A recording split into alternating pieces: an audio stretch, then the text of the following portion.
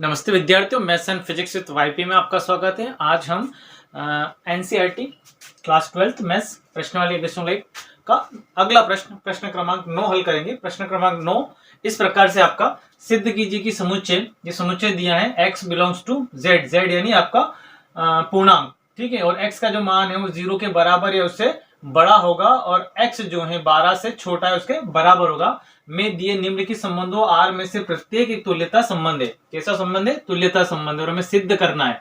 तो यहाँ पे आपका स्वतुल्य, सम्मित और संक्रामक तीनों ही संबंध इसमें सत्य होंगे। यहाँ पे हम देख लेते हैं पहला आपका, इसमें पहला पार्ट, इस वाले वीडियो में हम पहला पार्ट सीखेंगे, ये वाला पहला पार्ट, ठीक है। क्या बोल रहे कि R बराबर a, b such that a minus b mod के अंदर 4 का एक गुणज है, ठीक है। ये वाला जो सेकंड पार्ट है ये सेकंड वीडियो में, जैसे अगले वाले वीडियो में हम देखेंगे।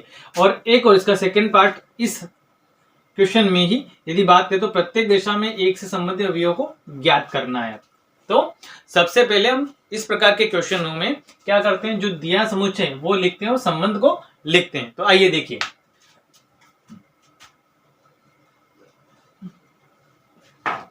सबसे पहले लिखेंगे हम दिया समुच्चय। दिया समुच्चय क्या दिया है हमें? समुच्चय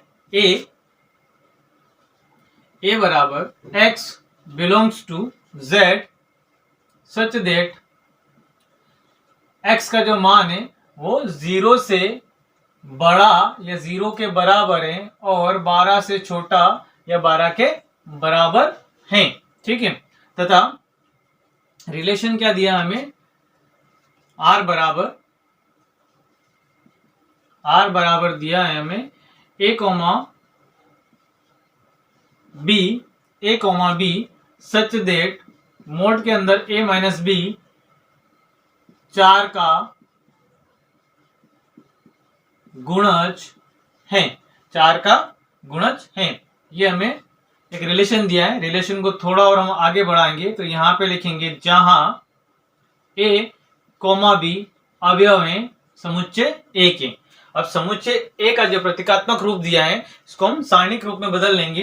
तो ये हो जाएगा आपका a बराबर x का जो मान है, आप यहाँ देखिए 0 से है और 12 से छोटा है या 12 के बराबर है। तो 0, 1, 2, 3, 4, 5, 6, 7, 8, 9, 10, 11 और ये 12, ये आपका समुच्चय है। तो ये जो a और b आपके अवयव हैं ये कहां से लिए जाएंगे? समुच्चय a से लिए जाएंगे। अब यहां पे हम देख रहे हैं कि हमारा जो समुच्चय है वो कैसा है? परिमित समुच्चय है। तो परिमित समुच्चय है तो हम शर्त के आधार पे क्या बनाएंगे? युग्म बनाएंगे और उसको हल करेंगे, ठीक है। तो आइए देखिए युग्म किस प्रकार से आपके बनते हैं। तो यहां पे हम लिख लेंगे r बराबर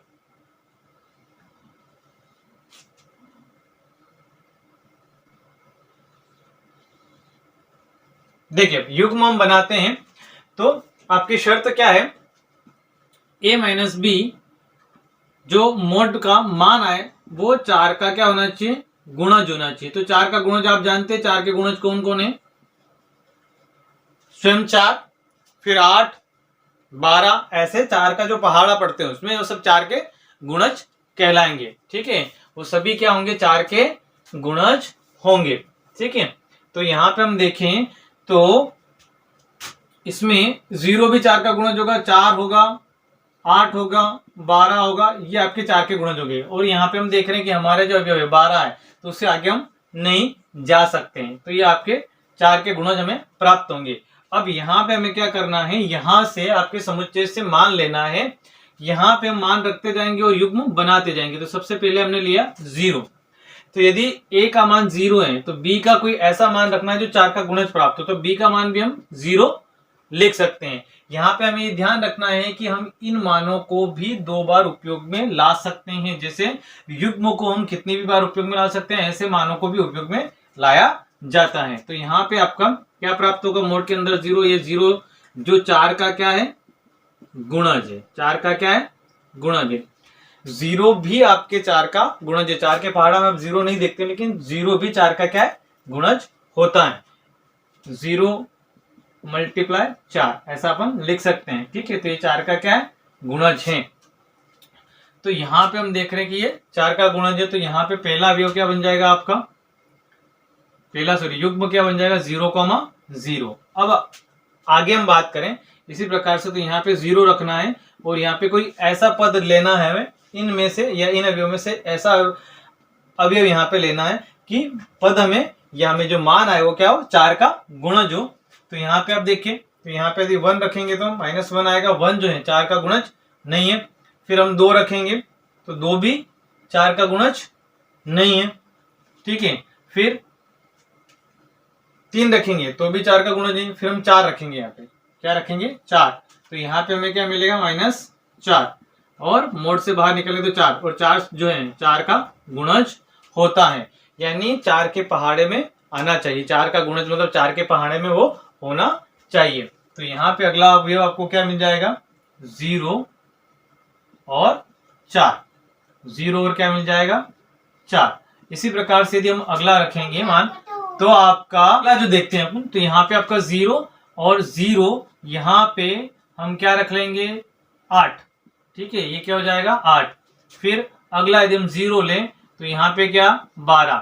ये आपके इस प्रकार से यहाँ पे आप मान रखते जाएंगे और युग्म आपके बनते जाएंगे। तो थोड़ा सा आपको भी दिमाग लगाते जाना है। तो ये 4 के साथ हो गया। अब फिर हम क्या रख लेंगे 1 रख लेंगे, ठीक है। तो 1 रखेंगे तो यहाँ पे हम बात करें 1 का, तो यहाँ पे क्या रख लें हम 1 रख लें, ठीक है, क्योंकि अगर 0 रखेंगे तो 1 आ जाएगा जो गुणज नहीं है। अगर हम यहाँ पे दोनों का मान 1 रख लेते तो 0 प्राप्त होगा जो 4 का गुणज होता है। फिर हम बात करते हैं, तो ये तो आपका फिक्स है। एक यहाँ पे हम क्या रखें कि हमें गुणज प्राप्त हो तो 2 रख नहीं सकते, 3 नहीं रख सकते, 4 रखेंगे तो 3 हो जाएगा। यहाँ पे रखते हैं हम 5, क्या रखेंगे 5, तो 1 और 5। फिर अगला हम रखेंगे, ये एक आपका फिक्स है, यहाँ पे हम क्या रखेंगे 6 रख नहीं सकते, 7 रख नहीं सकते, 8 नहीं रख सकते, 9, ठीक है। अब फिर हम बात करें यहाँ पे ले हम 1, तो अब यदि हम 1 लेते हैं तो अब यहाँ पे देखें हम, तो 1 में यहाँ तक आ गए हम 9 तक। अब 10 रखते हैं तो 9 प्राप्त होगा जो 4 का गुणज, 11 रखते हैं तो 10 प्राप्त होगा 4 का गुणज नहीं, 12 रखते हैं तो 11 प्राप्त होगा जो 4 का गुणज नहीं है। तो यहीं तक हम युग्म बना पाएंगे, ठीक है। फिर आगे बात करते हैं 2, तो ये हो जाएगा आपका 2 और 2, क्योंकि 2 यदि 0 रखेंगे तो 2 प्राप्त होगा जो 4 का गुणज नहीं, 1 रखेंगे तो 1 प्राप्त होगा जो 4 का गुणज नहीं है, 2 और 2 रखेंगे तो 0 प्राप्त होगा जो 4 का गुणज है। फिर रखेंगे हम यहाँ पे 2 आपका फिक्स है, 3 रखेंगे तो नहीं होगा, 4 रखेंगे तो नहीं होगा, 5 रखेंगे तो नहीं होगा, क्या रखेंगे यहाँ पे 6 रखेंगे, ठीक है। अब यहाँ पे भी एक सिमेट्री आपकी बनती जा रही है, 0 1 2 4 5 6, ये सिमेट्री भी आपको ध्यान में रखना। तो जैसे यहाँ पे 2, तो यहाँ पे आपका क्या है 8 9, तो यहाँ पे क्या आना चाहिए 10 आ जाएगा, ठीक है, क्योंकि यहाँ पे हम 10 रखेंगे घटाएंगे 8, 8 4 का गुणज होता है। फिर आगे बात करें तो यहाँ पे अगर हम 2 लें तो यहाँ पे क्या आना चाहिए 13, जो कि पॉसिबल नहीं, और यहाँ पे सिमेट्री भी आपकी नहीं बन रही है, ठीक है। तो यहाँ तक आपका बनेगा। फिर अगला लेते हैं हम 3, तो ये 3,3 0 प्राप्त होगा, ये बन जाएगा आपका। फिर यहाँ पे हम रखते हैं 3, तो यहाँ पे 7, ठीक है, ये आपकी एक सिमेट्री बनती जा रही है। फिर यहाँ पे क्या रखेंगे हम 3, तो यहाँ पे 11, ठीक है, ये हो जाएगा आपका।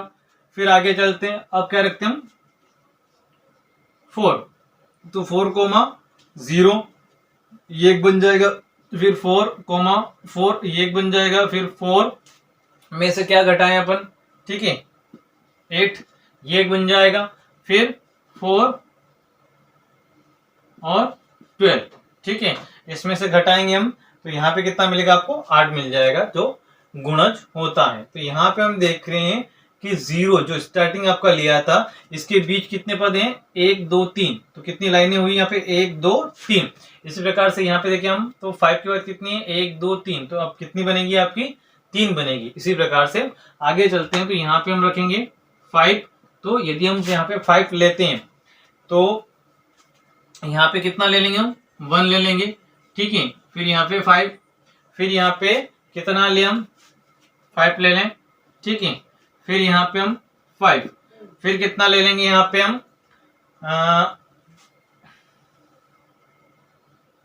9, ठीक है, ये सिमेट्री भी बन रही है आपके 0 1 4 5 8 9। फिर यहाँ पे आपका 5 लेंगे तो आगे बढ़ेगा क्या, नहीं बढ़ पाएगा, सिमेट्री आगे नहीं बढ़ पाएगी, क्योंकि इसमें हम देखें तो कितने 3 अवयव, तो 3 ही बनेंगे, ज्यादा इससे आगे नहीं बनेगा। यहाँ पे आप भी देखें 0 से 1 2 3 3 बनेगा। यहाँ पे हम देखें 5 के बाद तो 1 2 3, तो 3 ही बनेगा, 3 ही आपकी बनेगी, ठीक है। इस प्रकार से आगे चलते हैं। अब लेंगे हम 6, तो 6 यहाँ पे हम 6 लेंगे तो यहाँ पे सिमेट्री के आधार पे कितना आएगा, 2 आएगा। यहाँ पे 6 लेंगे तो यहाँ पे कितना आ जाएगा, 6 आ जाएगा। यहाँ पे हम 6 लेंगे तो यहाँ पे कितना आ जाएगा, 10, ठीक है। इससे आगे नहीं बढ़ पाएगा आपका ये, ठीक है, क्योंकि इससे आगे यदि हम 6 लेंगे तो यहाँ पे कितना 12, ज्यादा से ज्यादा 12 ले सकते हैं, उसके बाद अपना पद ही नहीं और वो होगा ही नहीं। तो यहाँ पे हम चलते हैं आगे, तो ये आपका 7 लेंगे। अब 7 के बाद यहाँ पे देखिए तो हम क्या लेंगे 3, ठीक है, उसमें माइनस करेंगे 4 आएगा, जो 4 का गुणज होता है। फिर यहाँ पे 7, तो यहाँ पे कितना आ जाएगा 7 आ जाएगा। फिर यहाँ पे 7, तो यहाँ पे कितना आ जाएगा आपका 11 आ जाएगा, ठीक है। माइनस करोगे यहाँ पे 4 बचेगा आपका, जो उसका गुणज होता है। फिर अगला लेंगे हम,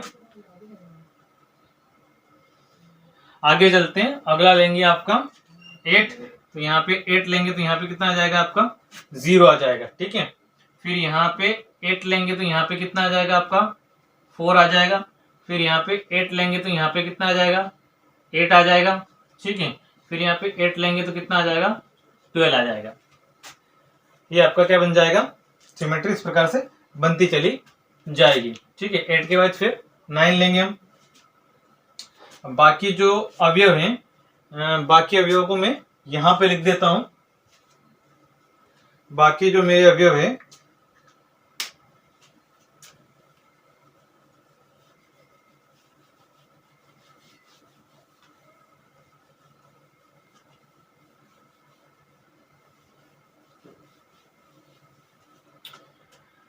बाकी अवयवों को मैं यहां पे लिख देता हूं, ठीक है। ये यहां पे बाकी अवयव में यहां पे लिखता हूं। तो अब हमें 8 हो गया, क्या लेंगे 9 लेंगे। तो ये 9 कोमा यहां पे हमें क्या रखेंगे 1 रखेंगे, ठीक है। 0 के बाद क्या आएगा 1 आएगा आपका।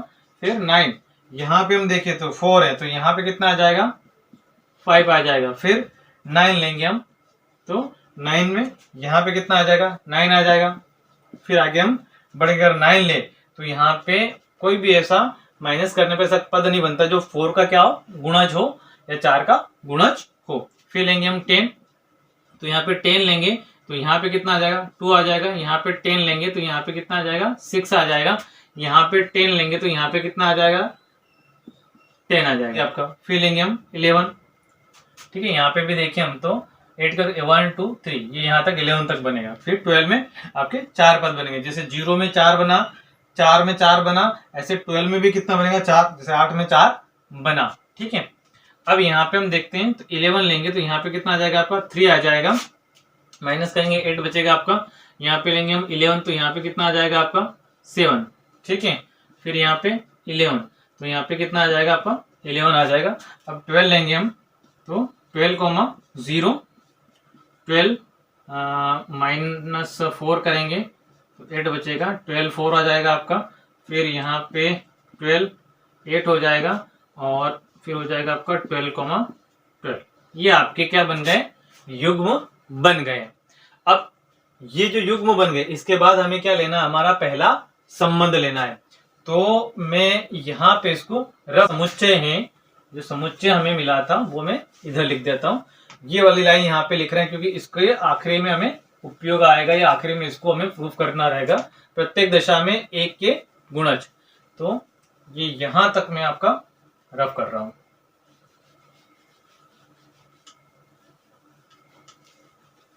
आई होप आपको यहां तक समझ में आया होगा। आपका जो समुच्चय है वो क्या है, यहां पे मैं लिख रहा हूं a बराबर 1, 2, 3, 4, 5, 6, 7, 8, 9, 10, 11 और 12, ये आपका समुच्चय है। ठीक है, अब पहला जो आपका संबंध है स्वतुल्य संबंध, पहला हमारा संबंध क्या है? स्वतुल्य संबंध। तो स्वतुल्य संबंध में हमें पेन कहां से चलाना होता है? समुच्चय से चलाना होता है, और वहां से हम क्या लेते हैं? अवयव लेते हैं। और स्वतुल्य संबंध ये कहता है कि यदि भुज आपका एक है तो कोटि भी एक होनी चाहिए, भुज यदि ए है तो कोटि भी ए होनी चाहिए, भुज यदि बी है तो कोटि भी बी होनी चाहिए। तो इस प्रकार से यहां से हम अवयव लेके चलते हैं। तो हमारा पहला अवयव, पहला जो संबंध है स्वतुल्य संबंध।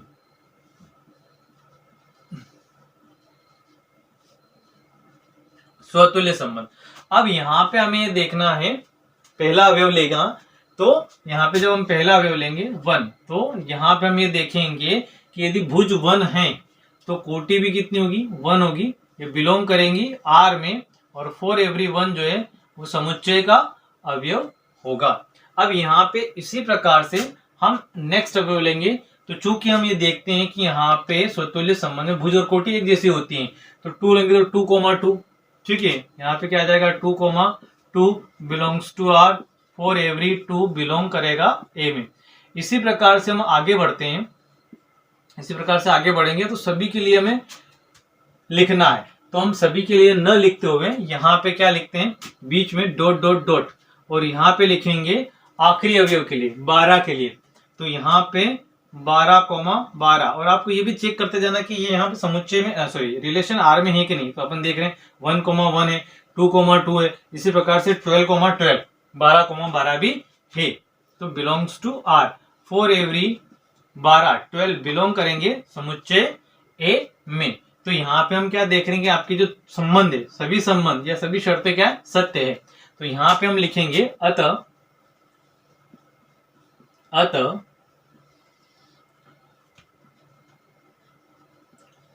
आर कोमा समुच्चय, आर कोमा समुच्चय ए में एक स्वतुल्य संबंध है। स्वतुल्य संबंध है। स्वतुल्य संबंध के बाद आइए अब हम देखते हैं संक्रामक संबंध, सॉरी सम्मित संबंध। अब हम बात करेंगे सम्मित संबंध की।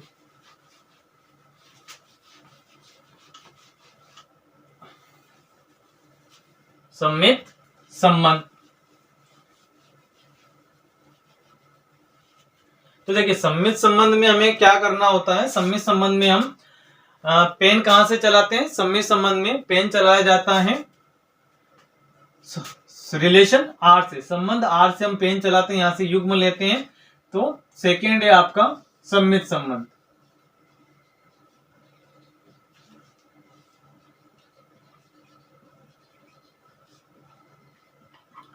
सम्मित संबंध में भी पेन हमें रिलेशन से चलाना है, यहां से युग्म लेना है। और पहला आपका देखिए युग्म क्या है? 0,0, यहाँ पे लिखते हैं बिलोंग्स टू आर, और यहाँ पे एम्प्लाइज दैट, इसके बाद वाला जो हमें ये इसमें मिलना चाहिए। तो यहाँ पे हम इसको इंटरचेंज करेंगे तो ये क्या हो जाएगा? 0,0 बिलोंग करेगा कहाँ पे? आर में। जहां यहाँ पे लिखेंगे हम जहां 0 अवयव है समुच्चय ए का, यहाँ पे 0 जो है अवयव है किसका? समुच्चय ए का। इस वाले पद में समुच्चय में हमने 0 लिखना भूल गए हम, तो यहाँ पे मैं वापस से आपका लिख रहा हूं। समुच्चय ए जो है आपका 0,1, 2, 3, 4, 5, 6, 7, 8, 9, 10, ये यहां से 11, 12, ये यहां तक है। अब इससे पहले ये 0 है आपका, ठीक है, यहां तक है आपका। ये जो है रिलेशन या सॉरी ये जो है समुच्चय आपका, जब मैंने यहां से उधर लिखा तो उसमें मिस्टेक हो गई थी, 0 हम छोड़ दिए थे, ठीक है। और स्वतुल्य संबंध में भी यदि आप 0 लेके भी हल करोगे स्वतुल्य संबंध को तो वो हो जाएगा। अब हम आगे चलते हैं यहाँ पे, तो ये आपका 0,4, तो 0,4 हम लेंगे belongs to R, implies that, इसको इंटरचेंज करेंगे तो 4,0 बिलोंग करना चाहिए आर में। जहां 0,4 अवयव हैं ए के। अब यहाँ पे भी हम देख रहे हैं कि ये वाला युग्म हम लेके चले तो ये वाला इसमें मिल रहा है, ये वाला कहाँ मिल रहा है 4,0, ये यहाँ पे मिल रहा है आपका। तो इस प्रकार से आपकी जो जितने भी अवयव आप यहाँ पे देख रहे हैं, जितने भी युग्म आप यहाँ पे देख रहे हैं, सभी रिलेशन जो है वो सत्य होंगे, सब इसमें मिलेंगे। तो यहाँ पे ऐसे डॉट डॉट लाइन बनाना है और आखिरी वाला अवयव ले लेना है कौन सा 12,12 12,12 belongs to R implies that यहाँ पे भी इंटरचेंज करेंगे तो क्या हो जाएगा 12,12 बिलोंग करेगा आर में जहां 12 अवयव है समुच्चय ए का, जहां 12 अवयव है समुच्चय ए का। इस प्रकार हम देख रहे हैं कि हमारी जो सारी शर्तें हैं वो क्या है, या सारी जो शर्त है इसमें वो सत्य हैं। तो संबंध कैसा हो जाएगा, सम्मित संबंध हो जाएगा। तो संबंध कैसा होगा, सम्मित संबंध होगा। तो यहां पे लिखेंगे हम अतः आर कॉमा समुच्चय ए में एक सम्मित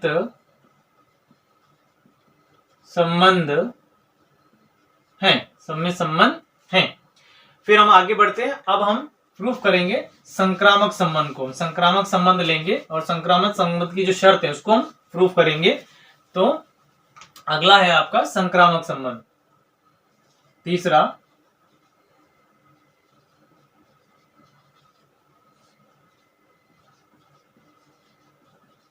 संक्रामक संबंध। ठीक है, संक्रामक संबंध में भी हमें पेन कहां से चलाना होता है, युग्म लेना होता है रिलेशन आर से। तो पहला युग्म ले लेंगे हम 0,0 बिलोंग करना चाहिए आर में, या बिलोंग करता है आर में, सॉरी यहीं से ले रहे तो बिलोंग करेगा, और 0,0 है। तो यहाँ पे हम क्या करते हैं उसको, ये वाला जो है 0 से स्टार्ट होना चाहिए, ये वाला पद 0 से स्टार्ट होना चाहिए। तो 0,4 बिलोंग्स टू आर। अब यहाँ पे इम्प्लाइज दैट के बाद 0 से 0 तो क्या हो जाएगा, हट जाएगा। यहाँ पे बनेगा 0,4 बिलोंग्स टू आर। ठीक है, जहां 4 अवयव है किसका, ए का। ठीक है, इसी प्रकार से सभी शर्तों के लिए हम लिखेंगे। ठीक है, जो जितने भी युग्म इसमें हम लेंगे सभी के लिए शर्त क्या होगी, आपकी सत्य रहेगी।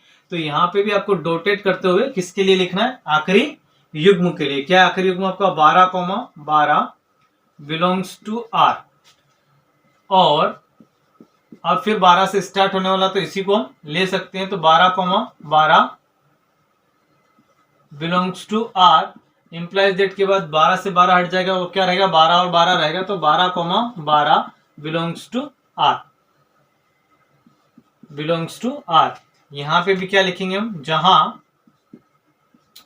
12 बिलोंग करता है ए में। 12 कहां बिलोंग करेगा, ए का अवयव होगा। ठीक है, अब इसके लिए भी हम क्या लिख सकते हैं,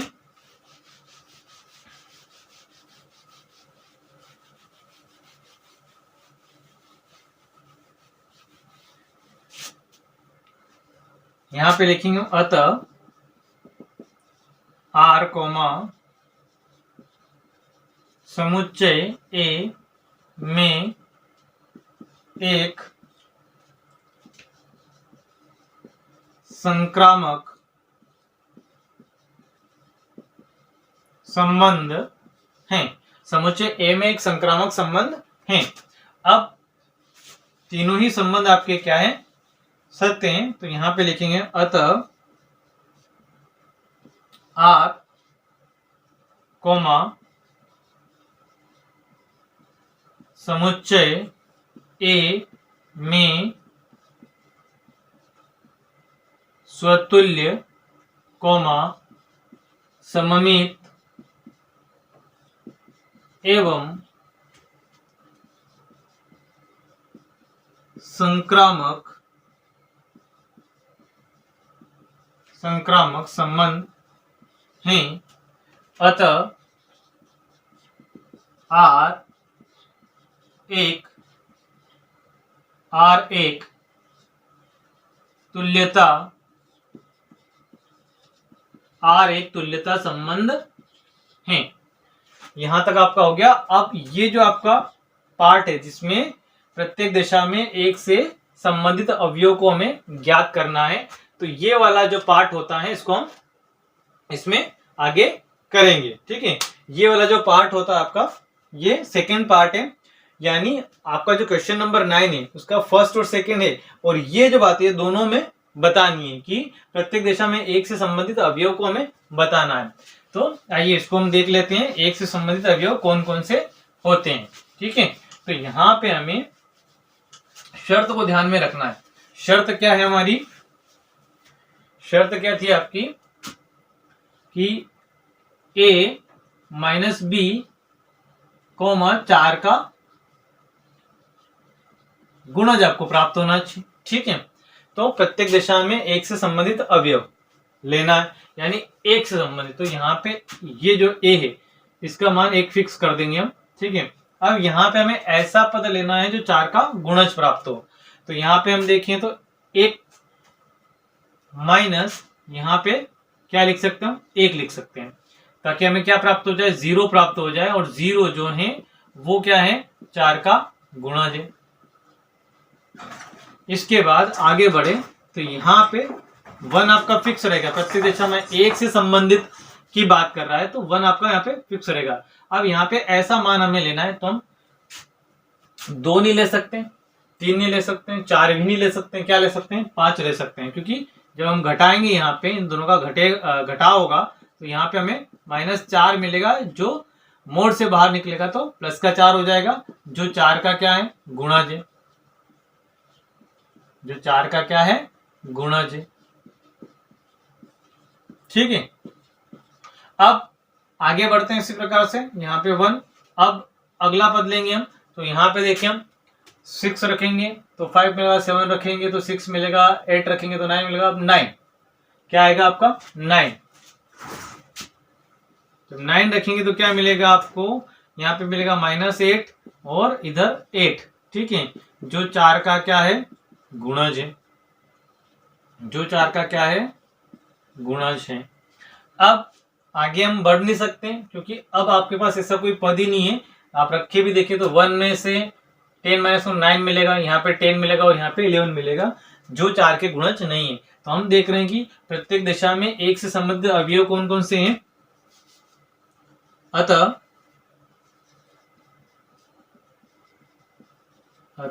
समुच्चय एक से संबंधित